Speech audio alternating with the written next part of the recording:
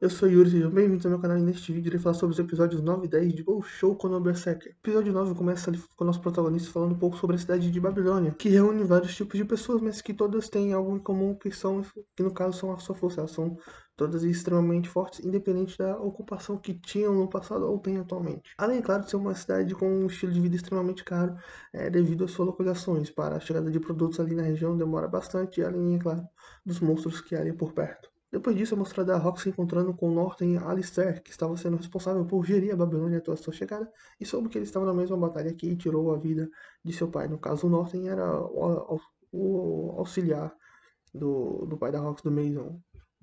E agora ele vai auxiliar ela. Posteriormente é voltado para o nosso protagonista Fate, que estava passeando ali pela cidade com uma ganância, que tenta fazer ele comprar uma bainha nova. Até passa na frente de um lugar que a vendia, né?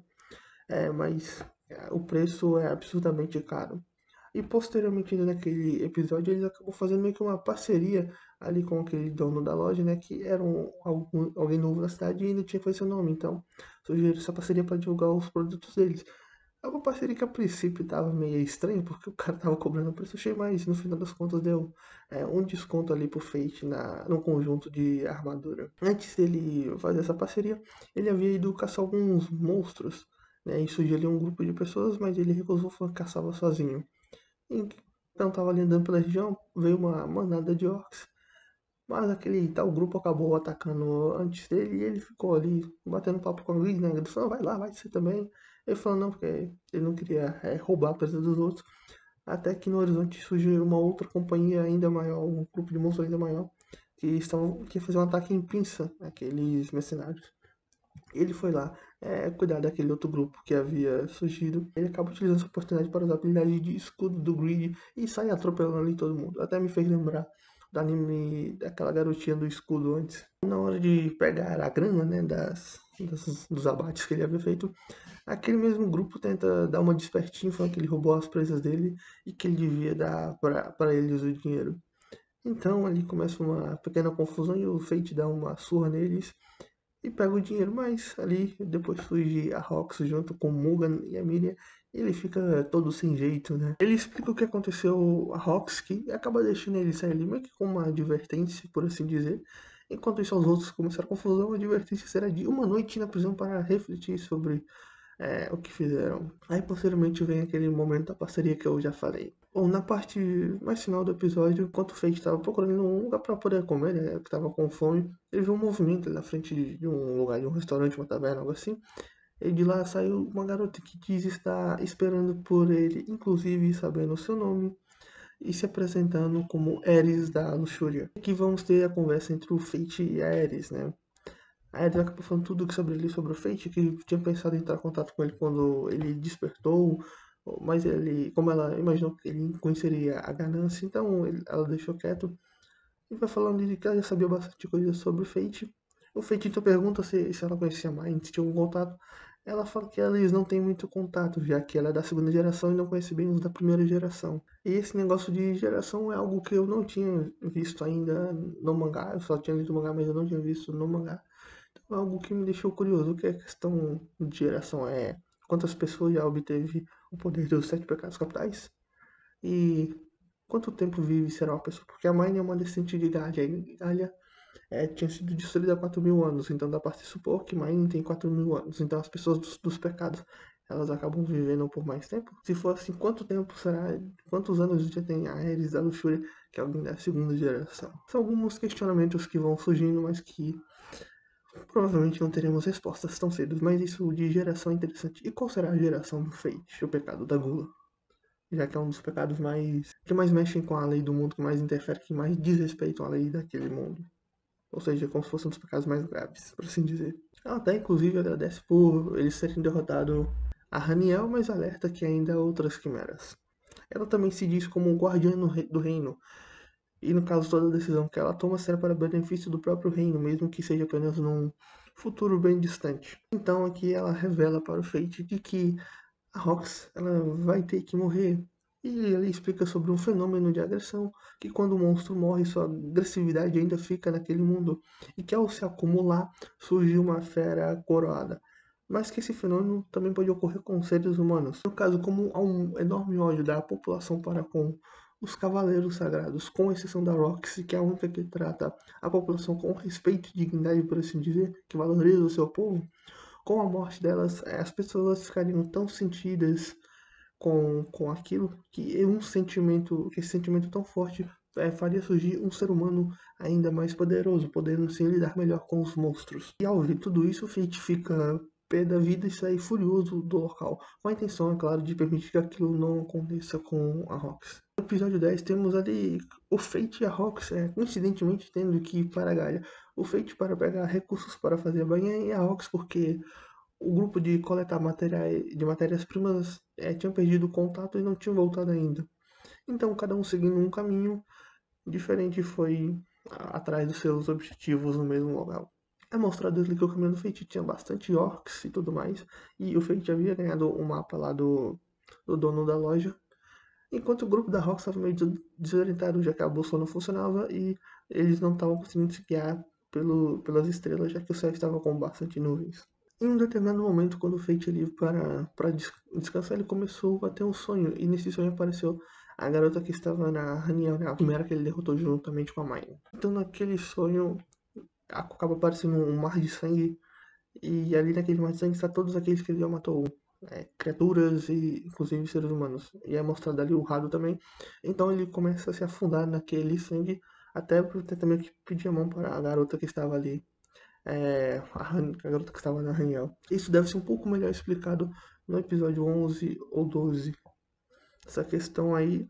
E detalhe, no episódio 9, lembra que apesar dele ter massacrado vários orcs que têm uns status altos, ele não sentiu nada. E antigamente nos episódios dele absorvia uma enorme quantidade de monstros, ou um monstro muito poderoso, ele acabava sentindo algo com a sua gula e tudo mais. Isso vai ter a ver com este sonho que ele teve, por assim dizer.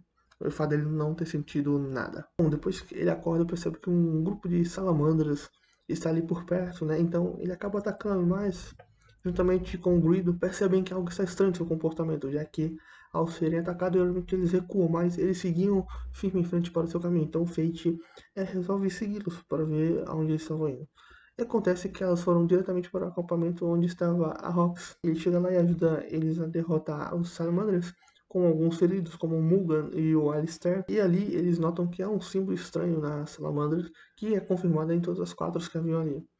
Então eles acabam seguindo viagem juntos por um tempo, já que iam para um destino similar. Na hora de se separar ali, a Rox até estende a mão para cumprimentar ele, mas ele fica meio receoso por conta da telepatia. Então a Miria vai e acaba apertando a mão dele, e ele acaba lendo a mente dela, e o Grid até tira uma onda com ele, já que a Miria, não gosta nada dele. A Miria é extremamente apaixonada na Rox, tem bastante ciúme dela, então qualquer homem que chega perto ela fica daquele jeito. Então, procurando ali pelo cristal mágico necessário para fazer a bainha, o Fate acaba encontrando um ambiente estranho para aquele local onde ele estava, já que ele estava numa zona deserta e rochosa. Achar um ambiente aqui como aquele puro com árvores, quase como se fosse uma pequena floresta, era fora do normal. E nesse local havia ali monstros petrificados. Detalhe, durante um frame mostra meio que uma pessoa petrificada, como se fosse o próprio Fate ali. Então, andando por ali, ele acaba avistando a Ares, então ele já fica meio que desconfiado do que ela tá fazendo ali. Aliás, como que ela chegou ali tão rápido e aparentemente estava sozinha? Então, como? Ele tenta segui-la, mas acaba perdendo ela de vista. Porém, se depara ali com uma quimera que estava imóvel e sem núcleo. A quimera também estava parcialmente coberta pelo ambiente rochoso, provavelmente. Ela havia sido soterrada ali e com o passar do tempo algumas rochas caíram, revelando parte do seu corpo. Então ele escutou um barulho alto vindo da direção onde estaria a Rox. E como ele havia suspeitado naquele ambiente, havia mais quimeras por conta do estado onde estava o lugar. Então, chegando onde a Rox estava, ele acaba salvando elas novamente agora das quimeras e lutam junto para derrotar elas. E quando faltava apenas uma, o Fate e a Rox acabaram caindo após o chão ceder. E o Fate usa o seu corpo para proteger a Rox da queda, já que o corpo dele era bem resistente. Após acordar, ele quase teve a sua identidade ali revelada, né, já que a sua máscara havia caído, mas ele conseguiu colocá-la rapidamente. Então ali eles ficam conversando um pouco, né. A Rox pergunta sobre como ele sabia bastante da Quimera, ele fala que tinha conhecido uma garota de Galha, mas ali a Rox vai meio que apertando ele e tudo mais, então ele acaba admitindo que estava com a Mine, né? Apesar da Rox não citar nomes, ela também sabia o que ele tinha estado com a Mine por conta dos rumores que tinham rondado por aí sobre a própria Mine, sobre ela estar acompanhada com uma pessoa com máscara de caveira. A Rox falou também sobre a companhia que ela tinha de buscar, né, que todos haviam sido mortos, e também ela começa ali depois a falar um pouco sobre o Fate, né, as coisas que, como é que sentindo foto dele, perguntando como se ele estava bem e tudo mais. Então, durante essa conversa, o Fate, que estava ali ao seu lado, acaba tendo a sua gula meio que começando a despertar, e o seu olho fica vermelho. A Rock até percebe isso e ele pega e sai dali correndo, com o receio de machucá-la. Bom, depois de sair dali correndo, o Fate acaba se topando com a Quimera que vai cair junto com ele, e numa explosão de raiva, golpeia até a matar e também até se acalmar, né? Ele fica ali vendo imagens da Rox enquanto vai golpeando e tudo mais, ou seja, ele tentando controlar sua gula para não matá-la. E depois ele acaba percebendo que a Quimera havia o mesmo emblema da Salamandra, tendo assim certeza de que alguém que havia mandado aqueles monstros para matar a Rox. A Rox também aparece logo depois e parte do teto ali começa a ceder, o feitiço os protege com o escudo. Então o cristal mágico que ele estava procurando surge ali dos escombros, né? Depois disso, os dois saem da caverna com a Rox encontrando seus companheiros. E para acabar o episódio, sob um luar esverdeado, surge uma figura semelhante à do Fate, porém com uma máscara branca e cabelos loiros. E para quem prestou atenção nesses dois episódios, ou já havia lido o mangá e a novel, sabe que aquela pessoa se trata do Northern Alistair. Foi isso que aconteceu nesses dois episódios. Estamos quase chegando na batalha final, por assim dizer, desta primeira temporada. Com o Fate agora possessa ao saber que há alguém planejando a morte da Roxy. No momento ele acaba por desconfiar da Ares, mas não se descuidem porque a figura mostrada no final desse episódio, o Northern Alistair, tem grande papel neste objetivo de assassinar a Roxy, por assim dizer. E o nosso querido Fate vai ter que buscar uma forma de detê-lo, é claro, sem perder a razão por conta da promessa que ele havia feito com a Mine. Já que se ele começasse a assustar, a Mine surgiria para matá-lo, ou seja, ele vai ter que se controlar bem. Também deve explicar mais a questão, o porquê da garota da Raniel surgiu ali no sonho dele no próximo episódio, ou até o final dessa temporada deve explicar um pouco melhor sobre isso. E também algo que ainda estou curioso é essa questão de gerações, que eu gostaria de saber mais das gerações dos pecados. Quantas gerações há? Uma, duas? Ou será que há mais gerações? Foram dois bons episódios, assim, que me deixam um pouco triste as cenas de batalha que são bem corridas. Apesar de nesse episódio 10 ter tido um pouco mais de batalha, por assim dizer, terem é, colocado um pouco mais de cenas de batalha, mas mesmo assim deixei pouco, poderiam colocar muito mais. A história está avançando num ritmo até que bom. A animação está muito boa. Me digam o que acharam desses dois episódios. Se gostou do vídeo, dá like. Se não gostou, dá o dislike. Tchau e até a próxima.